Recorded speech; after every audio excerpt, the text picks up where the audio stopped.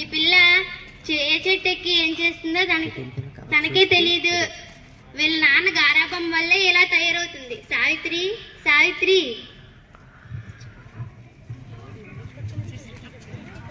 అమ్మా అమ్మా రా, నేను పడిపోతున్నా, నా చింతకాయలన్నీ రాలిపోతున్నాయి, అమ్మా రా.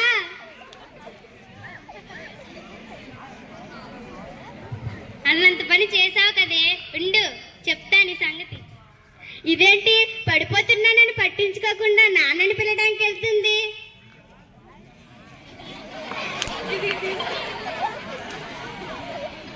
ఏమండి చూడండి, ఏం చేసిందో కోతిలా వేలాడుతుంది. మీ గారాబం వల్ల ఇలా తయారయ్యింది. సరేలే, ముందు దానిని దింపని, పడిపోతుంది.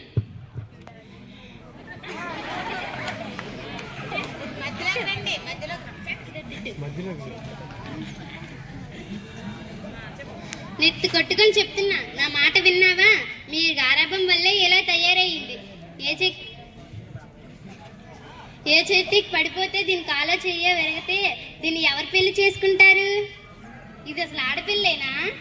ఊరుకోవే, ఇది ఇంకా చిన్న పిల్ల. ఇది చిన్న పిల్ల, దీని తోటి వాళ్ళందరూ పెళ్లి చేసుకుని అత్తారింట్లో ఉన్నారు. అమ్మా నేను ఇంకా చిన్నపిల్లనేనమ్మా, కావాలంటే ఇది తిను, ఉండవే నీ సంగతి చెప్తాను. సావిత్రిబాయి పూలేకి జ్యోతిరావు పూలేతో వివాహమైన తరువాత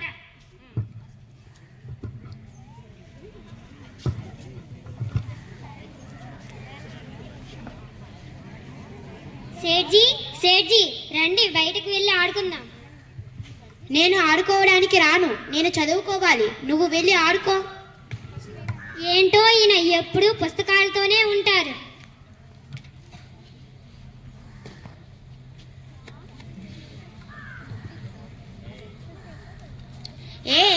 ఏం చేస్తున్నావు నువ్వు?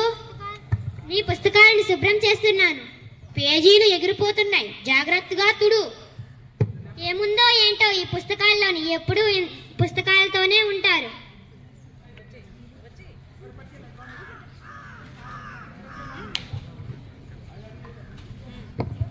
సావిత్రి చాలా తెలివైనది, కానీ ఎప్పుడు ఇంటి పని వంట పని అని ఏదో ఒకటి చేస్తూనే ఉంటుంది. సావిత్రిని ఎలాగైనా చదివించాలి.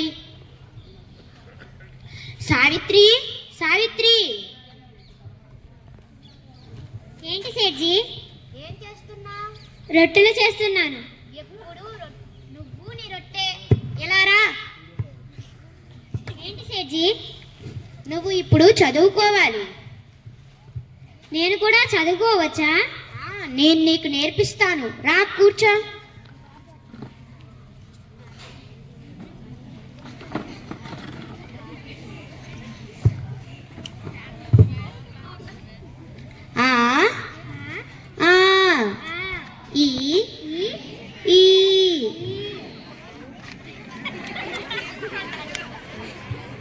జ్యోతి, నువ్వు సావిత్రిని చదివిస్తున్నావేంటి?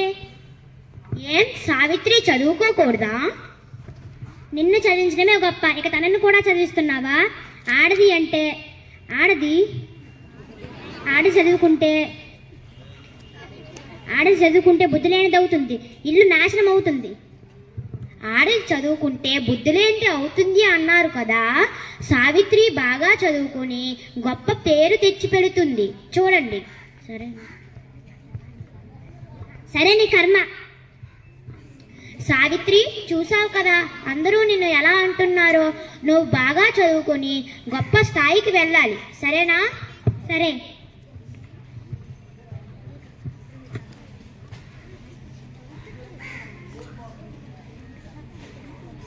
ఏం ఆలోచిస్తున్నారు సేఠ్జీ? ఈరోజు పాఠశాలలో ఒక పండితుడు మానేశాడు. అయితే మనమేం చేయాలి? ఆ పండితుడి స్థానంలో నువ్వు ఆ బాధ్యతని తీసుకో. నేను ఆ పని చేయగలనా? ఎందుకు చేయలేవు? అనుకుంటే ఎంతటి పనైనా సాధించగలుగుతాం. నువ్వు సాధించగలుగుతావు.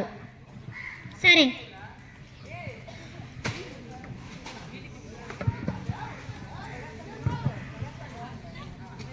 దీని మొగుడే కాక ఇది కూడా చదువు ఉద్ధరించడానికి వెళ్తుందిరా. నువ్వు అసలు ఆడపిల్లవేడా? ఇంట్లో కూర్చొని ఇంటి పని వంట పని చేసుకోకుండా వీధిలో తిరుగుతున్నావు.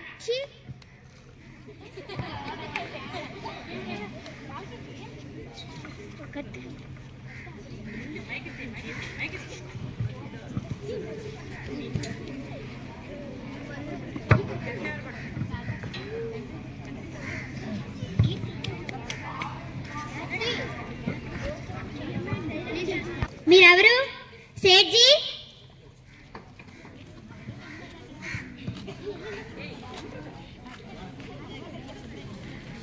ఆగండి. మేము ఆగడానికి రాలేదు, చంపడానికి వచ్చాం. ఎవరిని చంపడానికి వచ్చారు? ఎందుకు వచ్చారు? ఎవరు పంపించారు? మిమ్మల్ని చంపమని తెల్లదొరలు మాకు కిరాయి ఇచ్చి పంపించారు. తెల్లదొరలు మీకు ఎందుకు కిరాయి ఇచ్చి మమ్మల్ని చంపమన్నారు? మీరు బడిలో విద్యార్థులకు చదువు చెప్తున్నారని చంపమని చెప్పారు. పిల్లలకు చదువు చెప్పి మంచి దారిలో పెట్టడం తప్పైతే నేను మీ చేతిలో చావడానికి సిద్ధంగా ఉన్నాను. నన్ను చంపండి. మీలాంటి మహాభావుల్ని మా చేతుల్లో చంపలేము. ఇప్పుడే వాళ్ళని చంపేసి వస్తాం. ఆగండి, ఆగండి. మీరు మీ తప్పు తెలుసుకొని మారారు కదా, అదే నాకు చాలా ఆనందం. మేము మీకు సేవకుడిలా ఉంటాం, వద్దనకండి. సరే. చూశారు కదా, చదువు గొప్పతనాన్ని తెలుసుకుని సేట్జీని చంపడానికి వచ్చిన వాళ్ళు ఇతను దోండీరావు అనే వ్యక్తి సేట్జీకి బాడీ గార్డ్ గా ఉన్నాడు. అలాగే కుంభ అనే వ్యక్తి వేదాక్షర్ అనే పుస్తకాన్ని రచించారు. నేనెవరో మీకు తెలుసు కదా, మొదటి మహిళా ఉపాధ్యాయురాలు